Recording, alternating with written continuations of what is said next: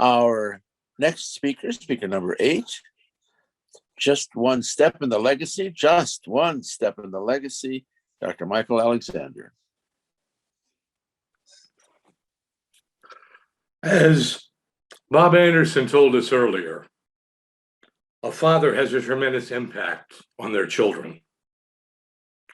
But I'm going to tell you something about my dad, which is a little more dramatic.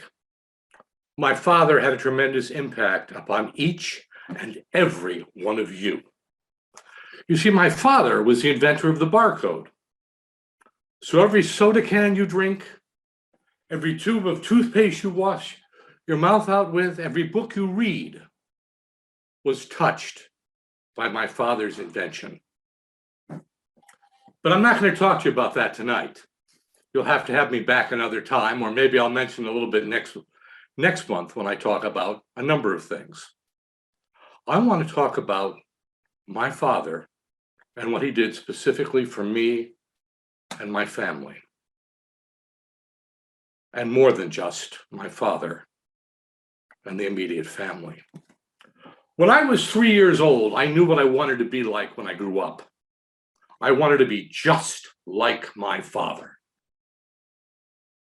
And at 3 years old, I set out to make that happen. I studied the way he walked. I listened and studied the way he talked. I learned from him. I learned the way he thought, not just his politics. Oh no, because that wasn't important. I learned the way he thought about solving problems. I learned the way he approached a problem. And so as I grew up, I realized something very important. I could change who I am. I've heard people say, that's the way I am, I can't change it. Humbug. You can change it, I know. I spent my life becoming what I wanted to be. And I've changed myself when I didn't like what I'd become. So that was a great gift from my father, and I share it with you because I want you all to remember you can change who you are. You can change who you become. But on my journey to become more like my father, I remember one day when my father said to me, Michael, there are some things that you will do because I do them and you like them.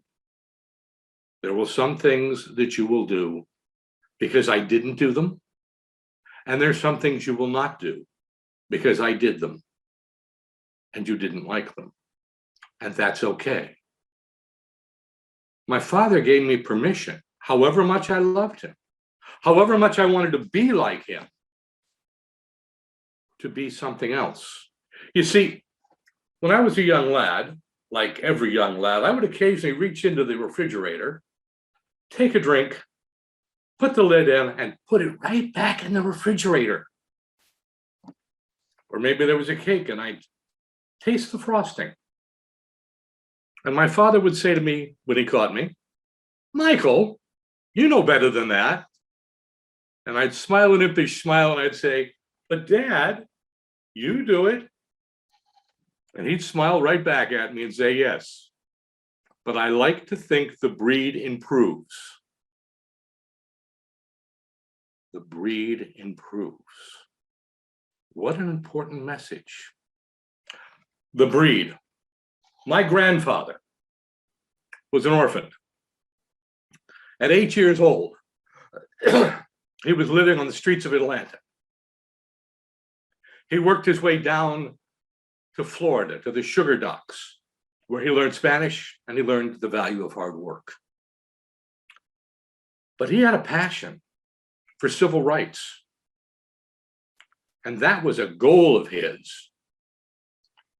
He didn't just say, I have no education. He took a correspondence course in law. And in only a few months, my grandfather became admitted to the bar. And my grandfather was a civil rights lawyer in Selma, Alabama in the 30s. The family had crosses burned on their lawns. Sometimes they were fed in chickens. And so my grandmother developed a number of recipes for chicken. And sometimes racists left dead chickens on the lawn to protest a civil rights lawyer in Selma, Alabama. My grandmother cooked those too. This is the man who raised my father. A man who not only invented the barcode, but volunteered for charities whenever he could, helped, taught, and trained, raised myself and my two foster brothers, and always reminded me that the breed should improve. And so when my turn came to be a grown-up, and I managed to prevent the building of a nuclear power plant, when I managed to get clean and efficient energy to the citizens of Minnesota, to change the way that gas was sold here, and yes, to bring down a major monopolist, I didn't say, I'm proud of myself. I said, no, I'm the next step in the legacy. That's my goal. When my son was born, a friend of mine asked me, so how has being my father changed you? And I said, The Lion King. When I first saw The Lion King, I wasn't a father. And I identified with Simba and said, what kind of a job am I doing carrying on the legacy of my fathers? But after my son was born, I started to identify with Mustafa and said, what kind of a legacy am I leaving to my son? Because I can never forget the breed should improve. And I am just one step in the legacy. Mr. Toastmaster.